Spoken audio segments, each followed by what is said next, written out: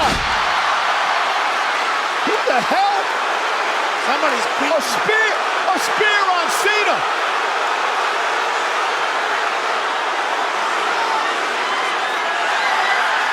Oh my God! Oh my God! R-Truth is here! R-Truth! R-Truth! Truth is back! Truth is back! We want truth! We want truth! We want truth! You got truth! You can't handle the truth, John Cena! Ladies and gentlemen. Welcome to McGuire on Wrestling. Allow me to reintroduce myself! With Mike McGuire. Stand up, son. Let me take a good look at you. This guy's a serious professional. You know what I want to talk about? Yeah. The world of professional wrestling. Do I have your attention now? Done shilling. I'm done shilling, okay? Let's get this show on the road. I love professional wrestling. Well, surprise, surprise, surprise. Wouldn't you know, the wrestling world's a better place once again. And it's better because you're here to talk about it with us. Welcome to McGuire on Wrestling, part of the Celebrate Wrestling Podcast Network. Tons of great content on there for you to check out anytime you want. Always for free. Always about pro wrestling. We don't do the Patreon. We don't make you pay to subscribe. We do this show on the radio. And then we sometimes do bonus content for you on the podcast feed, in addition to the regular shows that appear on the podcast feed as well. More on that in just a second, but we just appreciate you being here, spreading the love, giving your 5-star reviews, sharing, telling your friends about it, and most importantly, making sure you're subscribed, because that way you don't miss any of that content. You can find the links at CelebrateWrestling.com or wherever you get your podcasts. Just subscribe to Celebrate Wrestling and you will be on the feed. Some extra content came out this past week, and we'll talk more about those in the show as well. But we're hot off the heels of not one, but two WWE events this past Saturday. It was WWE and Mexico's AAA teaming up for Worlds Collide. And then across the street, just hours later, it was WWE's Money in the Bank with the some say shocking, some say not surprising, but everybody seems pretty happy about the returning Ron Killings. Yeah, not R-Truth anymore. Ron Killings is back. You heard the clip. You know we're excited about it here, and we're going to talk all about it. Was it a work? That's the big question. Absolutely not. Absolutely not. And Dave Meltzer and I will go into why there's no possible way, despite what Triple H says, that it was, quote, part of the show. Okay, I'm sorry. I got a lot of respect for what they're doing in WWE these days. But H, that was not the answer. That was not the answer to give, and we'll talk about why coming up as well. Also, your feedback to WWE's Money in the Bank with the return of Yay Boo. Joe Aguinaldo is going to join me to go through that. And we got a lot to talk about. AEW doubling down on the 4-hour Dynamite format for now. We'll find out why that's happening, and some good and not so good coming out of that. Plus, their build to All In Texas, which is just over a month away. That show is looking more and more exciting for those that are heading to that stadium show. But of course, there's a lot to talk about in the week of wrestling. Each and every week we bring it to you. If you want to support the shows and what we're doing here, some news on the t-shirt situation. We've had a small snafu, nothing bad, just a new printer is coming into our friends at So Normal here in Lethbridge. So they've actually been upgrading their machine. So what we've decided to do, because we're a little behind on some of the anything above 2X orders right now, because we do print those special order, we're going to extend the sale another 2 weeks. So we're actually going to go till the end of June on this one. We might as well. What the hell? They're going well. I didn't mean that to rhyme as much as it did. But either way, if you want to get in on the t-shirts, you can go to CelebrateWrestling.com. But if you want to save some cash on both the shirt itself as well as shipping, make sure you're a member of the Celebrate Wrestling Podcast page, the Facebook page, and direct message me personally. I'll give you $5 off the list price for your shirts. We'll throw a free Celebrate Wrestling sticker in there for you. And for a limited time, still got some reduced postage thanks to some sale rates going on through the Postal Service. So that's pretty awesome. Anyway, CelebrateWrestling.com, or if you do want to offer a donation via PayPal, that helps pay the internet bills, pay for the equipment, pay for gas to get me to indie shows, whatever happens. But we love doing this for you. And again, it's not about the money. It's about the content. So without further ado, let's get into the content. We got a lot to talk about, kicked off by the 5 biggest stories of the week. I think you know what a lot of them are going to be about. It's the 5 count. You want to hear the breaking news? Let's go ahead and give you the spoiler alert edition of the WWE Money in the Bank results. Took place on Saturday night from the Intuit Dome in Los Angeles, Bakersfield. But still, it's in the Los Angeles area here. So let's start off, of course, with the women's Money in the Bank. Naomi took home the briefcase in what many fans were happy to see happen. Naomi close to the top of the ladder. Is this Naomi's moment? Naomi has the briefcase. Naomi has missed Money in the Bank. Also on the show, we had a surprise match added from the Worlds Collide pay-per-view earlier in the afternoon, as Dominic Mysterio would defend his Intercontinental Championship against Octagon Jr. Hey, Becky Lynch now. Becky Lynch. Hey, listen, wait a minute. From our point of view, I can see Becky at the tights. Becky Lynch is your new Women's Intercontinental Champion after defeating Lyra Valkyria. With no one standing in his way, Rollins for the second time in his career is Mr. Money in the Bank. In what some were saying was no surprise, Seth Rollins is now Mr. Money in the Bank again. And in the main event, Cody Rhodes pinned John Cena in the tag team match between Cody and Jey Uso against John Cena and Logan Paul. But of course, the real story coming out of that match, and really out of this entire PLE, was the return of Ron Killings. Well, after it was revealed last week that Ron Killings, or R-Truth, was unable to come to a contract settlement with WWE, the fan movement was epic. There was a ton of We Want Truth chants. There was a ton of social posts about it. Wrestlers from the past, wrestlers from today, all coming together to talk about how much they loved R-Truth and how they couldn't believe the company had let him go. Well, fast forward to WWE's Money in the Bank on Saturday night, and lo and behold, Truth came back in a big way. Now, there are some interesting takes on R-Truth's return, including WWE announcer Kathy Kelly, who had this to say on the Money in the Bank post-show. Tonight, R-Truth's return was not just a surprise, it was a reminder of why we all love this. I don't know why I'm getting emotional, but I just want to say, and I speak for the entire WWE universe, I am so happy to see my favorite part of every WWE show back. So welcome back, Truth. Now, this is where it gets interesting, and you get a tale of two answers here when it comes to Triple H speaking on the return of R-Truth as well. Jordan Mendoza from USA Today asked this question in the post-show press conference, in which Triple H gave a now seemingly dubious response. Was he actually released or leaving the company? And if so, how much did fans play a role in it? Or was there something else that made you guys decide, like, you know what, we want this guy still here? I love the question. You enjoying the show? Whole part of the show, man. Now, a lot of fans not exactly thrilled with Triple H's response there, saying, oh yeah, no, it was all part of the show, which we'll talk about more with Dave Meltzer coming up in a few minutes here. But if you actually go back to that post-show, it was Cody Rhodes who, in an interview alongside of Jey Uso after their match, had this to say about the return of R-Truth, which may have been a lot more accurate as to what actually went down. The truth is, you guys wanted truth. And it's always our job. Everybody up here, everybody over here, Triple H, Nick Khan, it's always our job to give you what you want. So thank you guys for letting us know. Thank you guys. One more note coming out of WWE, as some lower viewership numbers for WWE's Monday Night Raw have been coming out over the last few weeks. They're looking to continue the momentum with the return of R-Truth and Money in the Bank with a big Raw slated for Monday night.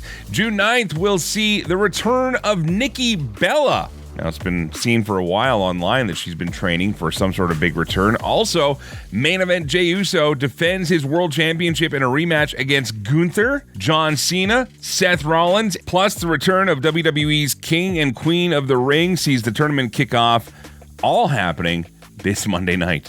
While WWE looks to cram all that into their 2 to 2.5 hour Monday Night Raw broadcast, AEW giving themselves tons of breathing room once again with another 4-hour edition of Dynamite, this time called the Summer Blockbuster. And one of the matches to look forward to is Will Ospreay versus Swerve Strickland 2. Also set for the Summer Blockbuster card, a trios match between the Hurt Syndicate of Bobby Lashley, Shelton Benjamin, and MJF taking on Commander, Speedball Mike Bailey, and Kevin Knight. Kyle Fletcher will face Anthony Bowens, and Timeless Tony Storm will have a match with Julia Hart. Newcomer Tekla will face Queen Aminata, and Tay Mello and Anna Jay will face Megan Bayne and Penelope Ford, among others. And after a few weeks of speculation and the announcement that WWE was not going to be having WrestleMania 42 in New Orleans, the announcement was made official during the Money in the Bank broadcast that they are once again returning to Sin City. And in the post-show presser, Triple H had this to say about the move. Vegas, the entertainment capital, right? Like, and to be able to go back in there, it's built for stuff like what we do. And to be able to go there a second time, the things that we learned this time, and how we handled the week there and everything else, this one will be even better. So it's a great opportunity for us to go in there in a place that, you know, people loved going to last year, will love going to again. You know, and we love New Orleans, and we love our partnership with them. We were able to grow that partnership with them along through this process as well. So I think it's a win for everybody. Tickets and travel packages are expected to be announced soon for that one. Coming up next, Dave Meltzer joins us from the Wrestling Observer. We're going to dive all into what happened at Money in the Bank, as well as talk a little bit about AEW's plans coming closer to All In Texas, and a lot more, plus your feedback with another edition of Yay Boo to Money in the Bank, all on the way. This is McGuire on Wrestling. The alternate commentary table, ACT, brought to you by the Celebrate Wrestling podcast feed. Listen, it's Mitch, it's Dimitri. We got this little pod thing that we do every single week where we talk about the week in wrestling and the way in which we do it from the other side of the railing, right, Mitch? I like that. We're coming at it because we love it, we hate it. The alternate commentary table, ACT. Download it anywhere where you're getting your podcasts. Sure. It's time for the Wrestling Observer Insider with Dave Meltzer, McGuire on Wrestling. Well, Dave, it's all part of the show, man. Enjoy the show. Remember tampering with people's futures and ending employment contracts? This is part of the show, brother. It was pretty weird. I don't know. I think that Levesque under pressures. I think pressure's getting to Levesque in a lot of ways. You know, it's funny because their business is really good, but you know, even though business is, and that's always like the reaction when you when you're running a company and your business is good and everyone says it's bad, it's terrible, your storylines are bad and all this, and you're going, but it's great. And then you start getting a couple of weeks of bad ratings, but your business is still great. And then it just piles on because, over the last week or two, I've gotten so many people going like, is the boom over? Is the boom over? And I go, the boom's over when they stop selling tickets at these high prices, and it's still there. But I do have to acknowledge that ratings are down. But most of it, it's NBA playoff season. That happens here every single year. The change from, USA to Netflix, as far as short term, in the United States has, and probably in Canada too, has been a bad one as far as total viewership. But business is good. It's like, that's not the end of the world. SmackDown had one bad rating last Friday, which really, without any NBA or NHL, and with Cody Rhodes' return and with Cena on the show. So that was one where it's okay.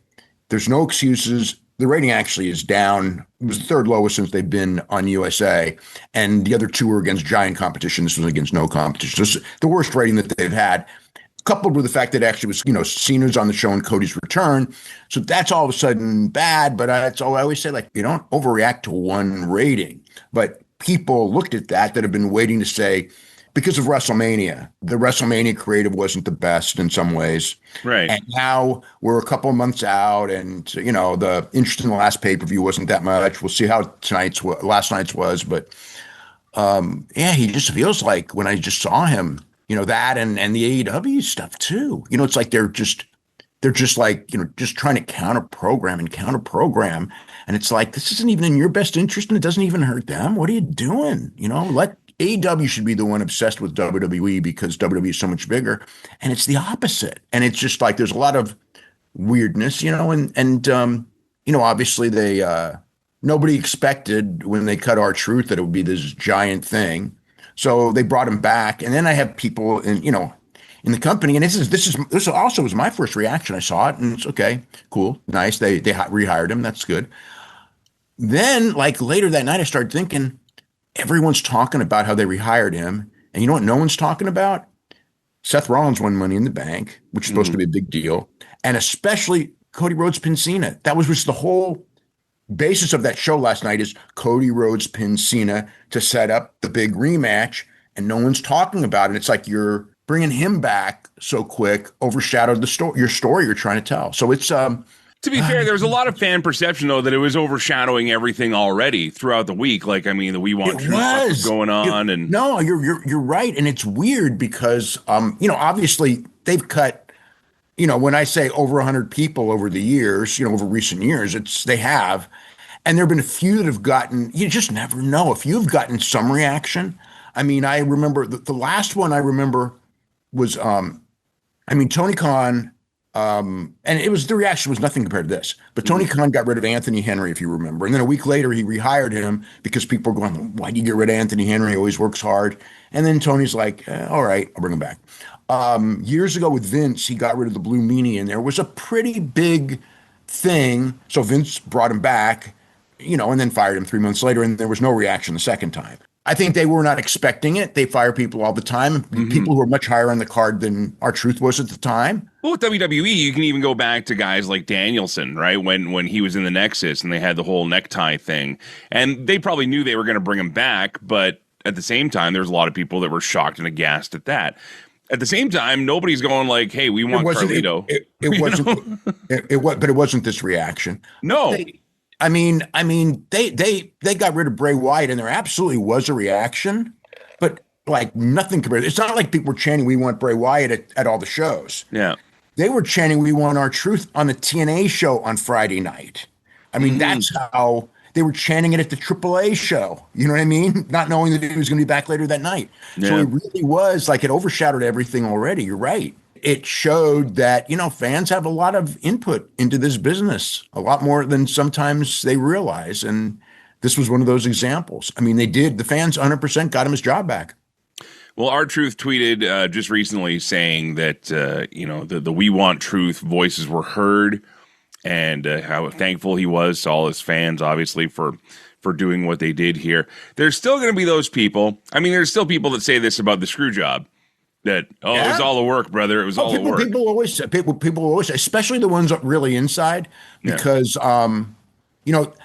that's like a part of wrestling that they relish. Is the idea that we worked everyone, we hid it from the boys and blah blah blah. And it's really it's that was like a 90s thing, and it really, if you really look back on it, all it did was cause distrust in the locker rooms. This is exactly where I wanted to go. Look, I was in the middle of the Pillman thing. He was a really close friend of mine. I was one of the few people who knew what was going on. And not right away, but as soon as I started worrying about it, basically, it was because he actually went totally silent with me, because Kim Wood, who's the architect of the whole Pillman thing, You're talking about the WCW departure back in the day, right? Right. All of a sudden, after a while, it's just like, oh my God, I was kind of like, this thing's kind of getting out of control. And I was like, not sure what wasn't real. And Kim Wood just goes, all work, explained the whole thing to me. Brian explained the whole thing to me. And Kim said, the deal that we had that I told Brian is that you work everyone, you lie to everyone. And he goes, what about Dave? He goes, you do not talk to Dave because you do not lie to Dave, but you do not talk to him. And Kim was actually the one who told me, Brian didn't. But then after that, like, I was in the loop on it. But the whole thing is like, it's very romanticized and everything. And it was fun for its time. I thought it was an interesting thing. Mm-hmm. But in the end, aside from the fact that, Brian got a little bidding war going by working Bischoff, and everyone talks about it, as far as like a big thing business wise, all it caused was everything from that point on in WCW. Once the boys figured out that it was all work, they trusted nothing. And when your boss tells you something and you trust nothing, it made for a really bad atmosphere, because then the other part was that Bischoff kept trying to do it over and over again, and everyone knew, you know what I mean? Like, and then you had the Hogan bash at the beach thing that you remember, and all of these things where we're going to work all the boys. And it's just like, and then it just was like the boys, when you were telling them the truth, they wouldn't believe it anymore. And it just made for a basic mess of that promotion.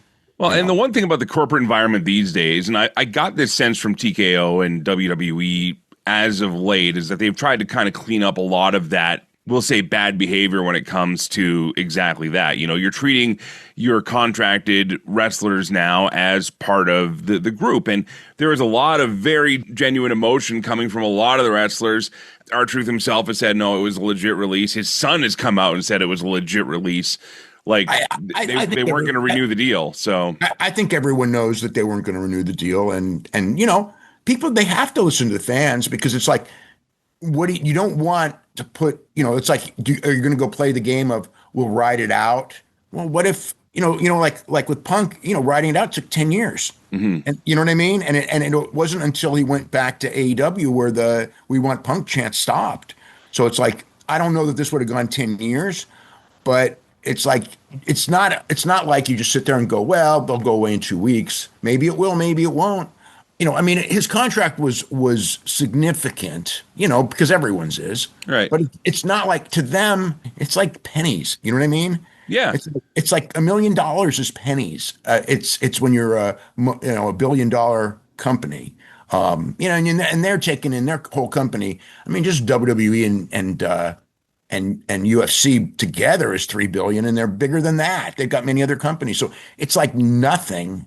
And it's just like, we'll just bring him back. And it's good. I mean, I'm glad for him. I'm glad for the talent. A lot of talent really liked him and went to bat for him. It's not, the fans went to bat for him, but the talent did too. Well, and that's just it. I think in an era now, and we saw this especially with AEW coming in, and then WWE kind of followed suit here.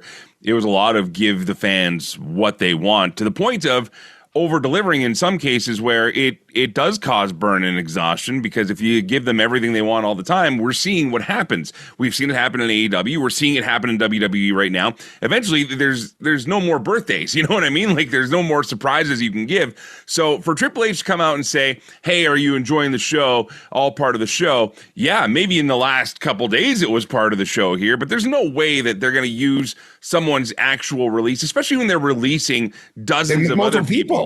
Yeah, exactly. They're releasing tons of people that why would you do that? That's not conducive with what they're doing as a corporation, as a company. You know what? We had to let you go. I'm sorry that happened.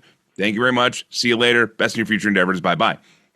But like you said, the response in this is so strong. The response from the locker room was so strong. The response from former employees, people that host podcasts and radio shows and stuff like this, the Mark Henrys of the world, the Bubba Dudleys of the world, and all these other guys and girls, right, who are all coming out and saying the same thing, like, how can you get rid of R-Truth? It's nothing but bad PR that WWE in a down creative state doesn't need. PR. Yeah, they don't need that. So what a Hail Mary play here, and what a great one. Let's bring them back. Hey, we're the good guys after all. But there's no way you can convince me ever in my mind that this was a work.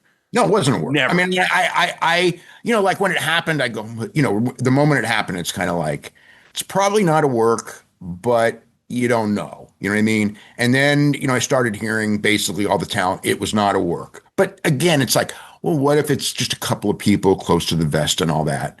But, when it comes to that, well, number one, his son and himself, they're pretty good sources, but also when it comes to people close to the vest, they told me like right out, and it's just like not a work. They would have done it on air if it was a work. They would have mentioned it on air somehow. Yeah. They would have. They had to. Okay, you're listening to McGuire on Wrestling. We're talking to Dave Meltzer from Wrestling Observer about R-Truth's return at Money in the Bank on Saturday night. There was also the Saturday AAA show, which I want to talk to you about as well, Dave. But just to put a pin on this R-Truth thing moving forward here, he is now back as Ron Killings. Very interesting. Yeah. Maybe this is part of the deal. Maybe this is a chance to see him have an afterlife on the Indies. Maybe it's like, hey, we'll give you another year here. Let's make it a big deal. Ron Killings is now a thing, but this isn't R-Truth being silly either. He came out, he was serious.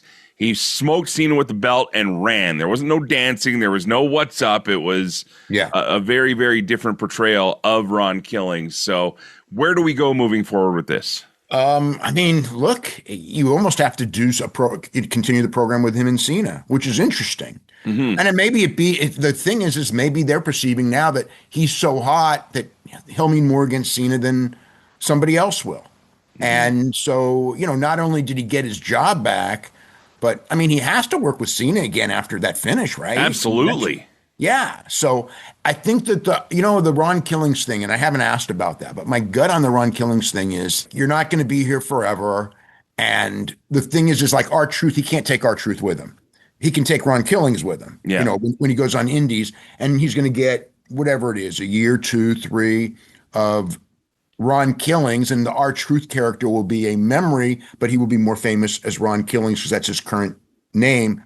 So it's a benefit to him on his send-off. I thought when I saw the marketing of him as Ron Killings, it's like, I thought, maybe he went in there when they said, we want to bring you back, and just goes, yeah, of course I'll come back, but I want this.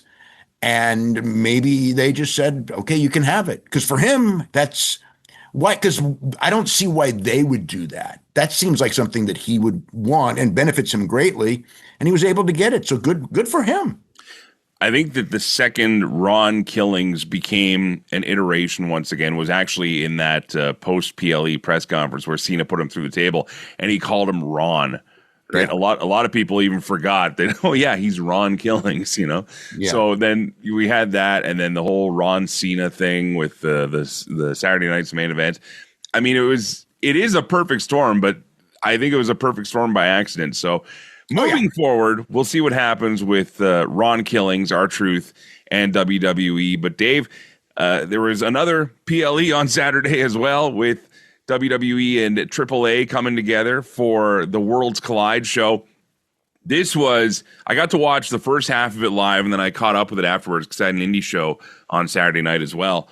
But there was a lot of great things showcased for AAA on this show. For the new fan that's not familiar, what were your thoughts coming out of it, though? I thought it was a very entertaining show. I thought that like a lot of the stuff, I think they did a really good job as far as like trying to get you into CMLL. They showcased the best they could. They brought all the wrestlers in, I believe, to Orlando on Thursday, so they would have a couple of days to work out their match. So they, because they'd never worked before, and it's different style and everything. Mm-hmm. And so, as far as the women's tag wasn't much, but the other matches were all very good, really, really good. And I thought Corey Graves did a great job. My only negative was that on a show where you're trying to showcase AAA, I don't know about going out there and going like there's like a rivalry and who won what, and then have AAA lose. And then the one I really didn't understand, and I saw as like no purpose at all, is that Dom Octagon Jr. match. Not that like it was cool. I like that, when they did the angle, where they got into it and Dom says, I'm going to defend the title against you on the pay-per-view night. I thought, this is really cool. But then to go out there and do a 4.5-minute match and Octagon just get beat so like that, it was almost like, why did you do that? You didn't even make him competitive. You didn't even make it like a real match.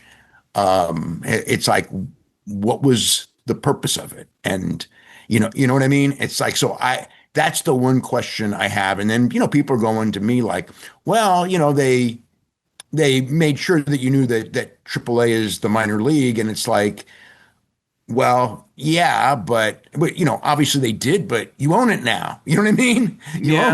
That's not how I would do it. But it was so that was my qualm. But I think as a show itself, for 2.5 hours, that was pretty damn good. It reminded me of the original When Worlds Collide and produced much better. I wouldn't say the wrestling was better, but it was produced better. And then guys, the guys in the matches, they all had their A games and they knew it. That Dragon Lee was a lot better than the Dragon Lee that we've seen in WWE. Mm-hmm. That Ray Phoenix was better than the WWE version of Ray Phoenix. So those guys, they let those guys go and they came through. Just remind me, because my lucha experience is limited seeing it live, obviously, but AAA, do they not subscribe to the standard 2 out of 3 falls rule? That they stopped that years and years ago. Okay. CMLL still does 2 out of 3 fall trios matches, but they're moving on.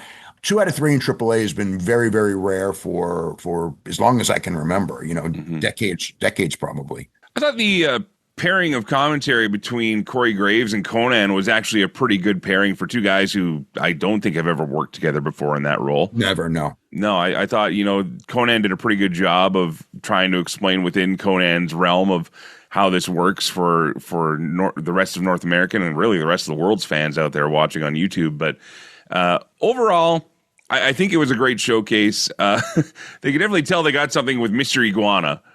Which, he got a really big pop. Who reminded me of was Orange Cassidy. That's what I was thinking too. This is an iguana Orange Cassidy. As soon as you start doing that stuff, it's just like, well, this is Orange Cassidy, who, as I recall, many people thought like this guy will never work on national TV. And in Mexico, there's a lot of people, well, Iguana's not a good wrestler, and it's just this gimmick that would never work in the United States. And the funny part is because everyone else is the same doing all the flying, it's the stuff that is not the same that gets you over. And he can be a cult favorite, and they can sell a lot of little iguana pets. And I think they got something in him. All right. Well, you know what? We will break down some more of your feedback out there to Money in the Bank with our Yay Boo segment coming up, as well as talk more about AAA. Dave Meltzer joining us from the Wrestling Observer and WrestlingObserver.com. Coming up, we're going to talk about AEW, the build to All In Texas, and a lot more. This is McGuire on Wrestling.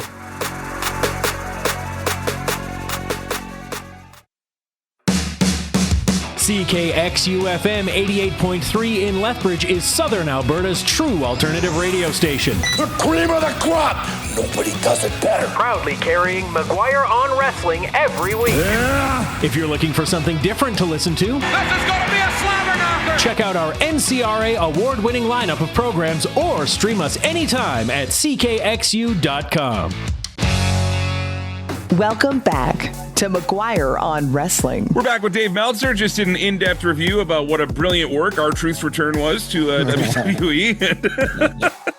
Boy, that AAA, he's a genius, man. Nailed it. Just nailed. Okay, let's talk about AEW. They had a 4-hour Fyter Fest this past Wednesday here. Now, I'm hearing stories. The reason this happened is because they're trying to find a new place to put Collision. Is that true?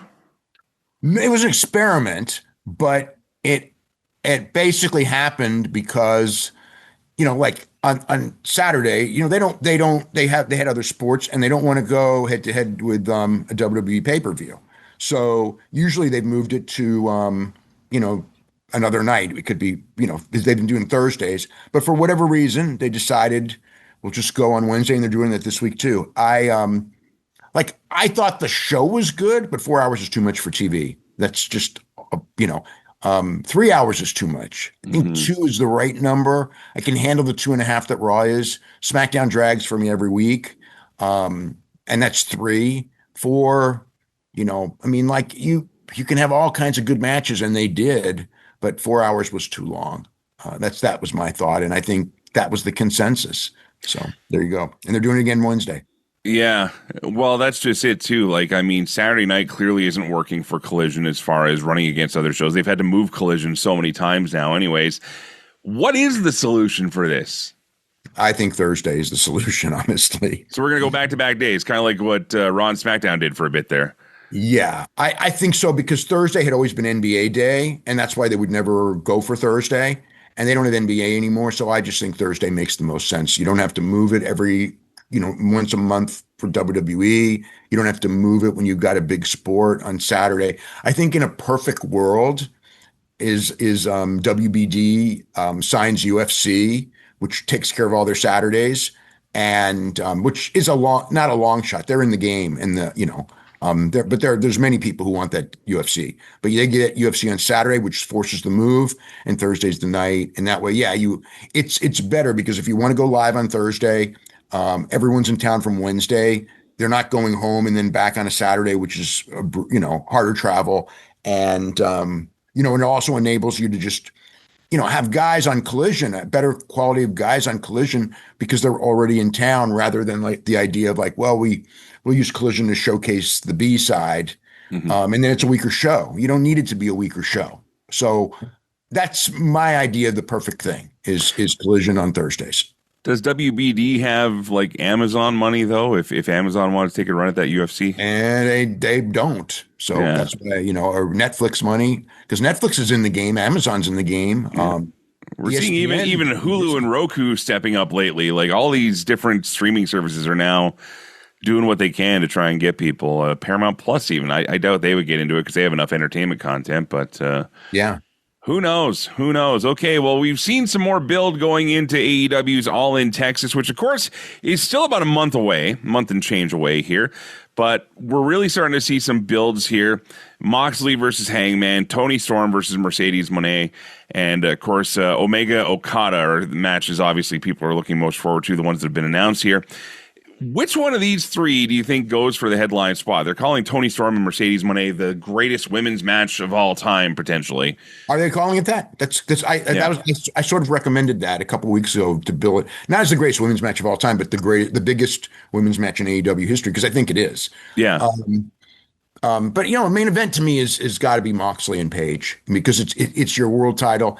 I think that you should have the world title change. I feel that it, I'm not a one who goes, the world title has to go on last. And if they have some ridiculous match with, I wouldn't want to put it on before them, because the last thing you want is that match to struggle. But to me, it should be the final scene in my mind should be Adam Page and Will Ospreay celebrating, and all the baby faces celebrating in the ring, and maybe Swerve even, who knows, at the end. But that's to me the climax of that show in my mind. Do you think we have any surprises coming, or is AEW using this time, this length in between properly to slowly release matches? Should they be releasing more matches on the card, do you think, and letting them build? I think we'll get a couple every week. I think that the gist of the card should be released 3 weeks out, which would be, a couple weeks from now. I think they're fine with what they are. I don't think that it needs to be. I mean, it'd be bad if it was all in the last 2 weeks for a show this big. Mm-hmm. But I think that they've got the top. These are probably the top three. I figure we're going to get one or two more this week, and then I think that they're on track. I think it's fine. I mean, as far as like we'll have a better idea in a week. If it comes to this point where, because there's a lot on the card, and I don't see all of it, and I think even if it's not announced, I should see the building and the formation of all the key stuff, and that I haven't seen yet. But maybe this week we'll get like one or two new announcements and maybe two or three others where we kind of know where they're going, and at that point, that's most of the card. What do you see the showtime for this being? It's all in a month and change away. I mean. And are you concerned? Because I'm picturing 5 to 6 hours here. But here's the thing: it's afternoon, it's not evening. That makes a big difference, right? I mean, like if you go 3 to 8:30, it's 5.5 hours, and it's too long. But it's the biggest show of the year, so I think. But you're done at 8:30, so it's not like you're done at 11:30 or midnight, like they usually are. And it's not like, oh my God, it's Sunday and you got to work the next day and they're keeping the show going till 12:30. They're going to keep it going to 8:30. So I don't think that that's bad. So my gut is that this one they can get away with going longer, and it is their biggest show of the year.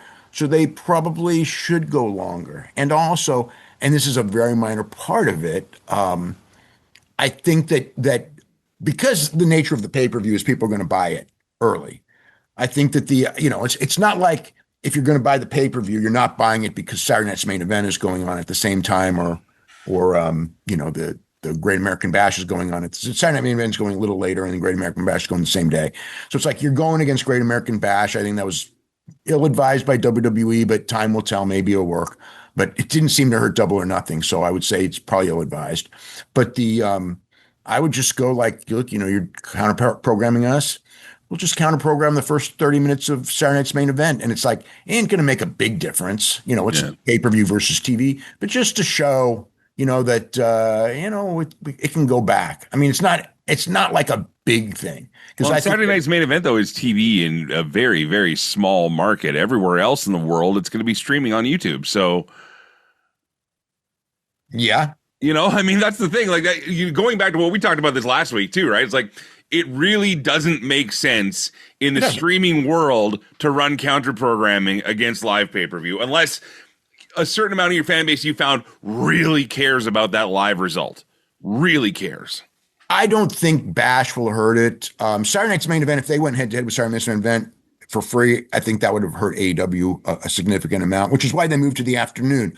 I think the afternoon ends up being a blessing because they've done 2 afternoon pay-per-views, which were the other 2 all-ins because they were from London. And those were 2 of the biggest pay-per-view buys in the history of the company, you know. So it's been proven that AEW fans will watch a big show in the afternoon. So it's fine. I think WWE putting Saturday night's main event to hurt them on Saturday night was a blessing because now they can do the long show and they don't have to skim, you know, like rush people in some of the matches. They can have them do that. And it's not so late anymore. So you know, I mean, it's weird how these things work out. Well, that's definitely it. Dave Meltzer from the Wrestling Observer. Always a pleasure catching up to you. What a surprisingly news-filled weekend we had here after all from one guy's return. Oh, by the way, Solo Sikoa and Jacob Fatu are now feuding. Seth Rollins is Money in the Bank and Naomi is Money in the Bank. And and they were all overshadowed. Yeah, exactly. Especially, you know, the other one is just like, I mean, nobody talked about the Jacob Fatu Solo Sikoa, and they've been building that up for months. That's a giant deal. That's a giant deal. It's a big deal. I was really surprised they did it on this show, though, because I thought that this is like, I thought this was like 3 months away. I thought that like they're going to build for SummerSlam and they'll pull the trigger, you know, in like second week of July. And so it's like, I was really surprised that they did it here. And in hindsight, I'm even more surprised because they did it. Like if you did it on a TV show on Friday night with a bigger audience watching, and it'd be the focal point, and then people talk about it all weekend. And now you did it, and you know people aren't talking about it. Not that it's a bad deal. Solo's going to be super. I mean, Jacob's going to be super over as a babyface either way. So it's not like these are minor quibbles. But yeah, when I look at it, it's like, you know, I would want to turn it where it's the focal point in this Jacob Fatu turn. Because I think Jacob Fatu, you know, they had their list of their, whatever the number is, 10 really superstars with Punk and Orton and those guys, right? Yeah. And I think Jacob is of all the guys, I think he's the one who can make it 11, if you know what I'm saying. He's transcending a lot of people right now. Absolutely. Yeah. I mean, I don't think that like LA Knight could make it to that level. I don't think that anyone like of all the guys that are underneath Braun Breaker someday. Yeah. And he probably will, but not this year. But Jacob Fatu, to me, just the reaction and everything that I feel for him in the sense of he can be the next one of those guys, and he can, you know, go for championships and be a big time babyface. And they see it too, because that's why they made the thing. He's been a big success for them. Dave Meltzer from the Wrestling Observer. Dave, before we go, what are some things people can read about in the latest issue? Well, you know, I wrote this story that's out of date about the reaction to Ron killing everyone in the WWE locker room. So that was like the deep story. But I did talk about Carlito and some of the other stuff, and then, you know, the build to this pay-per-view and that, and just a lot on, you know, is the where are we as far as has WWE hit the peak? Are they down from the peak? You know, and what does that mean? And, you know, like, it's funny because I think that they are down a little from the peak, but people are missing the point that even down a little from that peak is really freaking good. Like, business is great there. And I think people are like really wanting to be the first to jump on board and go, it's on the way down. And it's like, you know, they had two shows yesterday and they both did over 10,000 people. They're not on the way down. And they're not down. There's no danger is what I'm saying. And we're entering the summer lull. Every year in wrestling has the summer lull anyways, because people go out and do other things. But overall, I think it's going to be great. So, Dave, appreciate you. Look forward to reading that completely pointless story now. And We'll talk to you again next week, sir. Thank you.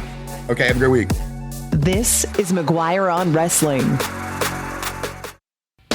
Legends and Champions is your weekly fix to go old school, looking at the classic world of professional wrestling.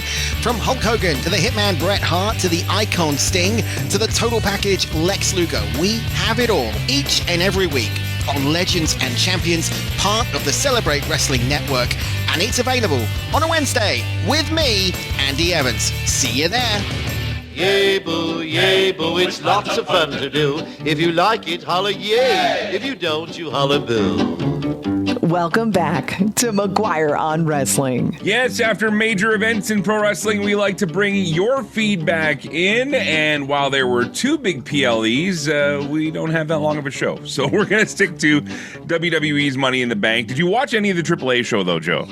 I did not. No. Okay, I did. I got to say, what I saw, I loved. I'm going to go back and watch the rest of it as the day goes on here. But right now, we're talking all about WWE's Money in the Bank 2025, the Yay Boo, on your feedback. However, before we get to that, Joe, very short answer, very quick question. R-Truth's return or Ron Killing's return, work or not a work? I don't care. I'm just entertained, and that's the way I'm looking at it. All right, that's fair enough. Thanks for not answering the question. Okay. We get to your feedback on WWE's Money in the Bank 2025. Now, Dave and I did talk about this, how the R-Truth story has literally overshadowed everything that happened on that card. Do you think that's fair? You know what? Yeah. I mean, like, forget R-Truth. Just look at past wrestling events.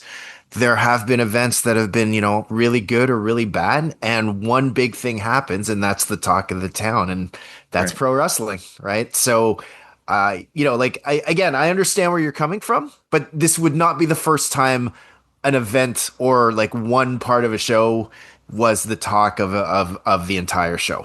Well, and the thing about it, too, is that you're only as strong as your finish. Every match, they'll always say that. The match is only as good as the finish. Yep. And that's kind of what it is for an event, too. You can have a great moment in a PLE or a card or even an indie show, right? Like, it doesn't matter.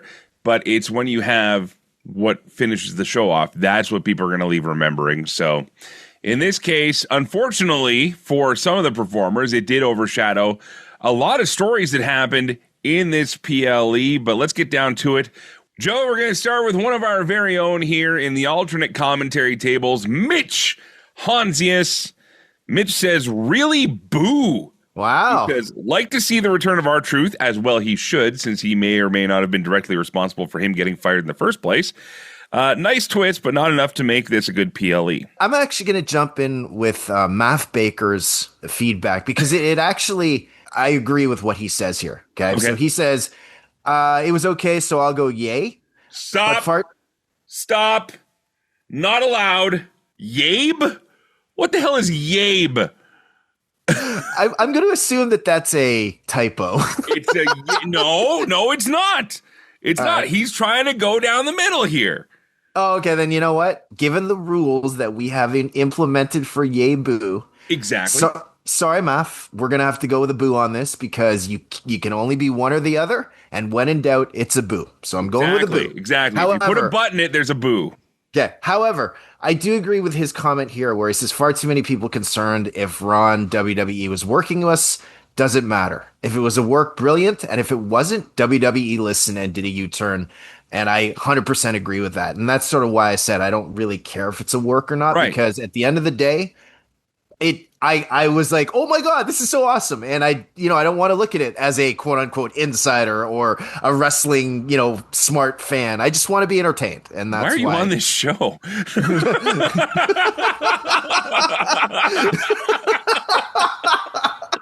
Call me this is all we do here. Call me the anti-Dave Meltzer. That's fair. All right. Well, you both work out, so there's that. Right. Let's go with Justin here, who says, absolutely yay. Great matches, wonderful results, great return, and surprise. But you know what? Late coming yay boo here from our own Andy Evans, who says, I'm all for the yay. Thought the whole thing was excellent. Women's Money in the Bank was everything we wanted it to be. And I'm glad Naomi went. Man, were people loving Naomi winning that thing. Big time. I'm 100% on board with that. Becky and Lyra was outstanding. Or Lyra, sorry. I'm picking up the Mitch Honsiuses here. You listen to him give the names, and you're sometimes guessing who he's talking about here. But anyway, Becky and Lyra was outstanding. They've made Lyra into a star. I don't know. They're trying to. Yeah. Dirty Dom shows why he's the future of the division. Dave was not fond of Octagon Jr. losing that quickly, by the way. Men's Money in the Bank was obvious. Knew it was going to be Rollins, but the turn from Fatu to Sikoa was worth watching. And then the only letdown was the tag main event. But then again, seeing Ron Killings back made it. Yeah. That's where we're at. Randy Osga says, yay, fun show. Women's match was great. He was surprised at the Naomi win, though, and he said that Lyra versus Becky was an awesome match. Lyra. See, you're catching the Mitches, too. Got a bad case of the Mitches. Oh, my God. No comment. All right. And I'll just say that he thought that the men's ladder match was fun and had some good moments. I smell a t-shirt. All right. Our friend Vinny B says both Money in the Bank were better than anything on either day of WrestleMania. Oh, fair enough. Stephanie Vicaire is a star. Dom match was a nice little filler. I feel like Becky has lost a step this go around. Not sure what it is, but Lyra is missing something. I didn't watch her entrance. Did she come out with the arm wings again? Yes, she did. Because when she came out, I was like, "Where are her hands?" Yeah, that's what she's missing. Hands. Main event told a great story. The Logan Paul drone stuff was a wrestling first, which doesn't happen often these days. And Ron R-Truth Killings is back, baby. Aside from the ladder and table ads, it's a big old yay for sweet Vinny B. I love it. Nice. Mary watched this. Wow. So, Mary, my birth mom, for those that don't know. I guess she's got the Netflix, so there you go. It says, boo, I wanted Rhea Ripley to win. I'm totally over Dom. Have been for some time now. That's what he wants. Yep. Robbie Kemp, I'll keep it simple, says yay. Dom's not for everyone, but he's definitely for Goldberg. Okay, Michael Parker says yay despite the plotting final match, only made better by Ron Killings' return. And we got our pal Blaine. He went with a boo here. He did write a bit of a novel, but he said that he felt that this was a transitional show and that the match quality was boring, aside from the Fatu and Truth returning. So. He does say in his comments, and I want to give this some credence here, is one of the big 5 PLEs. Is Money in the Bank one of the big ones now? Okay, let's go through it. So you got Rumble. Okay. Mania. SummerSlam, Survivor Series. Well, those are traditionally always that was the big four, right? But I mean, you know what? If I had to pick a next one, I think Money in the Bank would be it because they put so much credence. Like, look at all the numbers that they were throwing out yesterday. Like, you know, how it was like, you know, what was it? 76% of all Money in the Bank winners have cashed in, and there was like 400, you know what I mean? So I could kind of see where he's coming from, but again, it would be a distant fifth if I had to put that somewhere. On that note, though, 100% of women have cashed in and succeeded. Does this mean we're going to have a loss with Naomi? I hope not. I want to see Naomi get her flowers. Okay.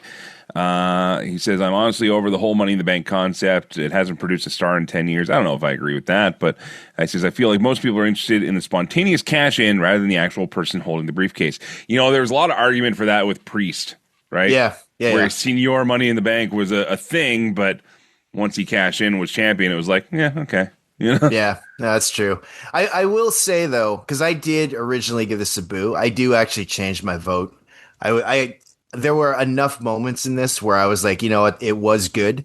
And I think the reason I initially gave it a boo earlier was because I just wasn't in a wrestling watching mood yesterday. So, But in hindsight, like, I love Naomi winning. I thought Becky versus Lyra? There you go. No, you had it the first time. Yeah. I thought that match was awesome. You know, I wasn't a huge fan of the men's Money in the Bank, but again, it's this card has never been one of my favorite cards anyways. But again, overall, I thought this was it was a fun card. Again, yesterday I just wasn't in the mood for it. All right, Matthew Smith, great listener from out in Ontario, says yay for combining alcohol with ladders. Okay, Alan Chambers gave it a mild yay, which to me, that's a boo. Sorry, Alan. Some great moments, but none of the matches really stood out. Yeah, again, if you give it a butt. John Persky says, yay for Worlds Collide. Great show, very unformulaic, which, and much love for Mr. Iguana. Okay. Well, we were asking for Money in the Bank, but that's okay. You know what? I got to give you that. Mr. Iguana is my new favorite thing. Yes, you actually, you posted about that as it happened, so. Yeah, that guy was great. And then Craig Usher says, yay, yay, yay, the opening women's ladder. Oh, he's got a whole card review here. If you want to read the whole thing, head to the Celebrate Wrestling Facebook page here. Yes, but for those of you that give a half yay, half boo, if you're going to give a yay, read that post. That's how you give a yay. That's a lot of yays. Although you're still wrong about it being a work. I'll go ahead and say it right now. Craig is commenting on everybody's post right now saying it was a work, it was a work, it was not a friggin' work. And if you think about it, here's why it wasn't work. I talked about it with Dave earlier. I'm going to say it again. You did not screw with people's employment to that degree. You don't work the locker room to that degree. You don't work the fans to that degree. This was a re-signing, and if you need proof, the fact that dude is coming back as Ron Killings, he had him over a barrel. He's like, not only do I want to come back, but I think I would like to go by this name now. And I think we should do something different and give me whatever I want because you guys are going to look terrible if you don't. So, like, and again, I'm glad he's back, but I'm going to reiterate whether or not it was a work. And I honestly didn't think it was. Like, I thought it was reality. But even if it was or wasn't a work, A, I'm happy he's back, and B, I'm just enjoying the ride. Yeah, that's just it. Well, you know what? There you go. Yay, boo. Some of your feedback, always appreciated here on McGuire on Wrestling and the Celebrate Wrestling page. You wanted to say something, or are you taking a drink? I was going to take a drink. It's the alcohol and ladders.